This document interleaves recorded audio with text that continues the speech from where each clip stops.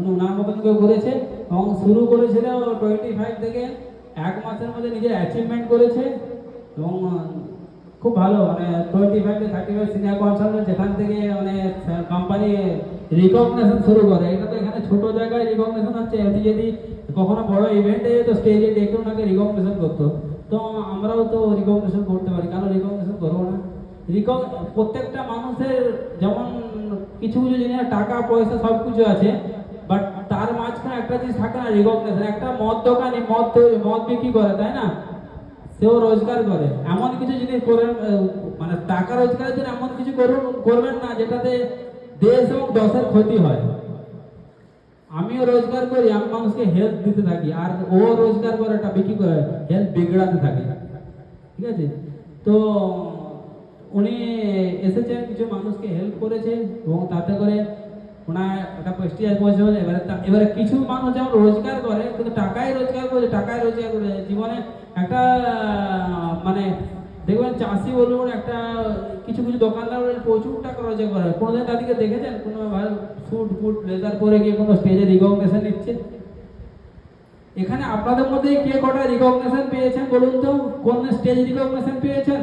কেউ স্টেজে আপনাকে ফুল দিয়েছে, স্টেজে আপনাকে রিকগনাইজ করেছে কেউ কোনোদিনও? টাকা রোজগারের সাথে এটারও প্রয়োজন আছে, সম্মান।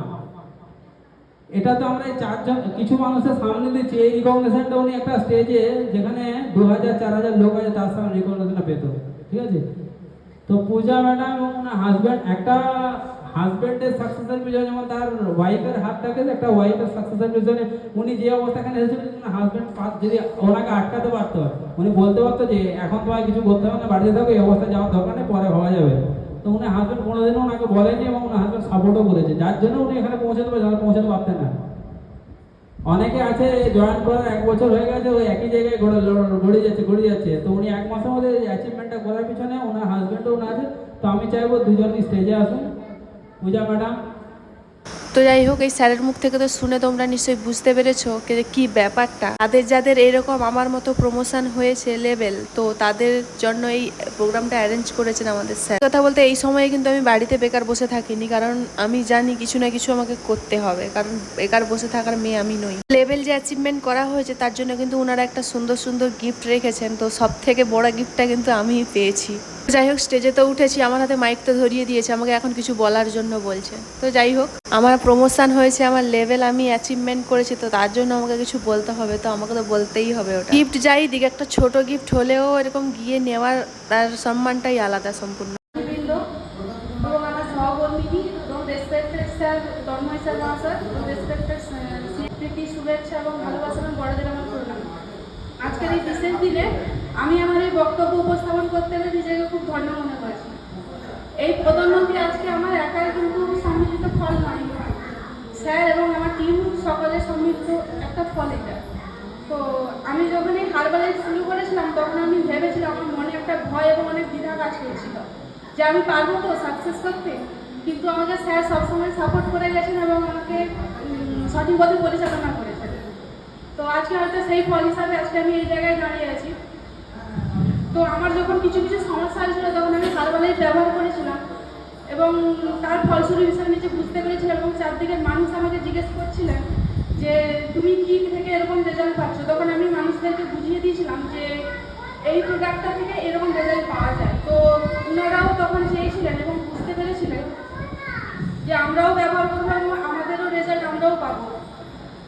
তো চলুন আজকের এই পদোন্নতি, তো আমি চাইবো আমাদের স্যারকে অনেক স্যারের সঙ্গে সঙ্গে আমি আমার হাজব্যান্ডকেও ধন্যবাদ দিতে চাই, কারণ ওনার সাপোর্ট ছাড়া আজকে কিছুই হতো না। প্রচুর মানুষের কাছে পৌঁছে যেতে এবং প্রচুর মানুষের সঙ্গে কথা বলতে এবং এই সমাজকে আমরা সুস্থ রাখতে চাই।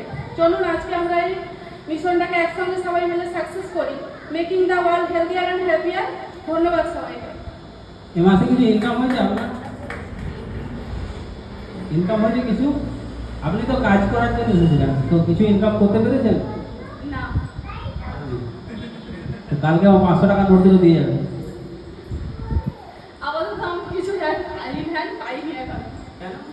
আমাকে 500 টাকা করে দুটো দিয়েছিলাম, তারপরে অ্যাকাউন্টে যেটা ঢুকেছে ভুলে সরি, হ্যাঁ আগের মাসে কিছু ইনকাম হয়েছে? হ্যাঁ আগের মাসে হয়েছে। কত ইনকাম হয়েছে? ক্যাশ অন চেক ক্যাশ পেয়েছিলাম। আর অ্যাকাউন্টে ব্যাংক অ্যাকাউন্টে টাকা ঢুকেছে, টাকা ঢুকেছে অ্যাকাউন্ট চেক করে।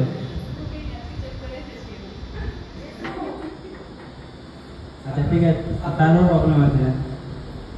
তো উনি আগের মাসে 1 মাসে ঢুকেছে, কিছু ক্যাশ ইনকাম হয়েছে এবং অ্যাকাউন্টে আমাদের দুটো সিস্টেমে টাকা আছে। একটা হচ্ছে আমরা ইনস্ট্যান্ট ক্যাশ ইনকাম করতে পারি এবং তার সাথে সাথে আমাদের অ্যাকাউন্টে কিছু কোম্পানি টাকা দেয়। তো উনি দু ধরনের ইনকামই করতে পেরেছে, তো খুব ভালো।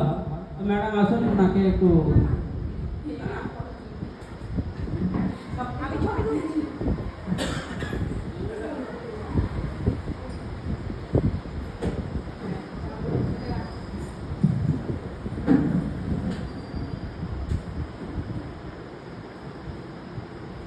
সাইজগুলো বাড়ছে, দেখো যত লেভেল বাড়বে সাইজ বাড়বে। একটা সময় একটা যে লাস্ট লেভেলে সুপারভাইজার লেভেল হবে, আমার সাইজ বড় হবে।